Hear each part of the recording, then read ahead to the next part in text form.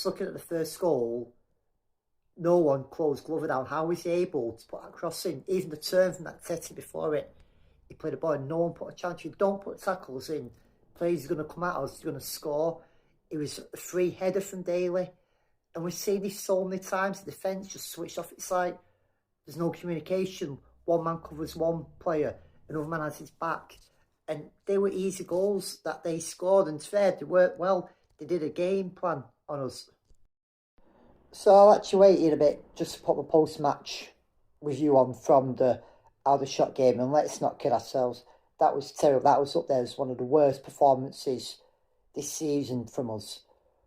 The fact we went into that game knowing they were a playoff rival, chance to make them out, knowing that away from home we'd play better, and it wasn't good to watch. I feel for all the fans that made the trip. I'm actually partly relieved now that my boy did play up, and to be fair, I'd fancy Aldershot to actually win the playoffs if they play like that, and we know they're hot and cold, and I still feel they'd have been, if we'd set ourselves up rightly, they were there for the taking. Obviously Mellon chopped and changed to line up.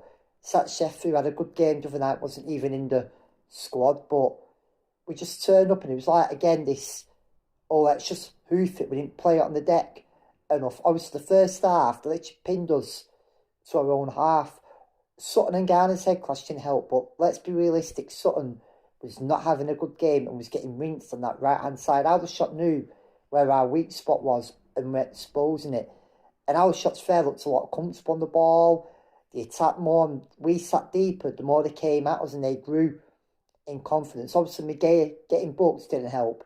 And he was probably worried to put a challenge in case he got a second yellow, but it was stupid to kick the ball away. Like the commentators made a point that we didn't have a single shot on target in the first half. The nearest said was that run from Dallas, who then played the ball in. And obviously, Garner didn't have a particularly good game. Neither did Hammond, who I've spoken of, and Conlon again. And it does disappoint so far in this National League. It makes us think, what was he expecting? Was he expecting it to be easy? Is he surprised at the standard? He just doesn't look like the player who bossed games in League Two when we played against them. Sometimes I think he tries to be too fancy with his passes. He needs to stick to the basics, like I said, with lacking width. Hobson is not the player he started the season. He's had a couple of performances and have dipped a bit, and for every decent game now, he's not being as consistent as he was, and maybe just a bit of a shake-up, a bit of competition there will give him that kick up the arse he needs. But again, it's one of them. The team just seems to have lost its shape.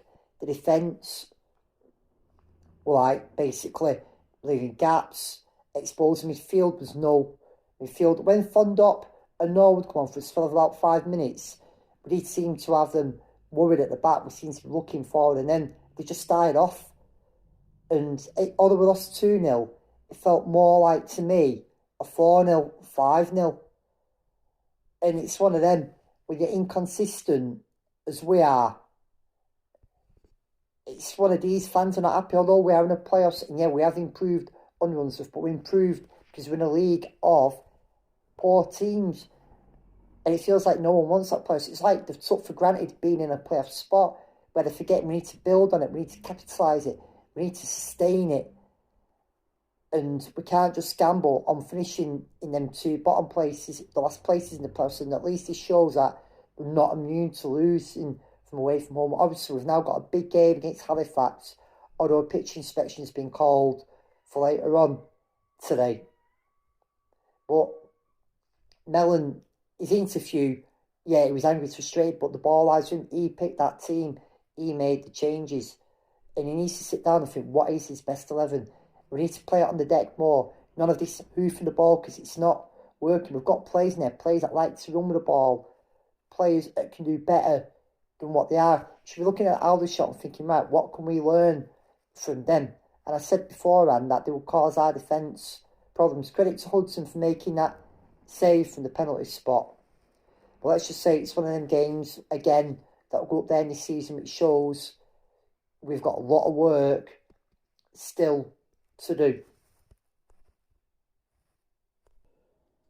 Again, we're outplayed, we're out past the team, it's got no shape or composure. It's like from about 60 minutes onwards, the midfielders here, there and everywhere, and we don't have this plan. be at times when we are losing. I'd say again, throw Everton in next game, whether it be Halifax or Chesterfield. What have we got to lose? A young lad, a bit of flair. Okay, people are saying we're in a playoffs, we should stick with what we've got, but with the players we've got so far, obviously we'll probably you have to make changes. So I'm guessing we'll see the return of Lundstrom, bring Garner back in, but then it'll probably be St. Matthews. We'll get some, and we're back to square one. Anyway, so a couple of videos. Thanks to Jacob Ladkin for sending them over to us.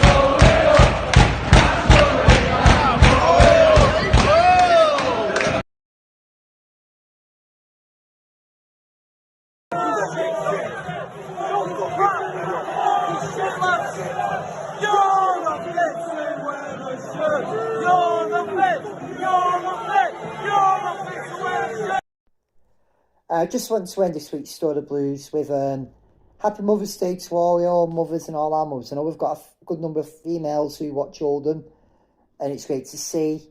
And to be fair, just a lot of times when probably after females have been mothers to us on match days. I know there's a few times I've been put in taxis or needed a shoulder to cry on, but keep supporting the Blues, keep with them, as we all do, and keep bringing through the next generation of Oldham fans, because we need, especially every single one of them, remind them at some point.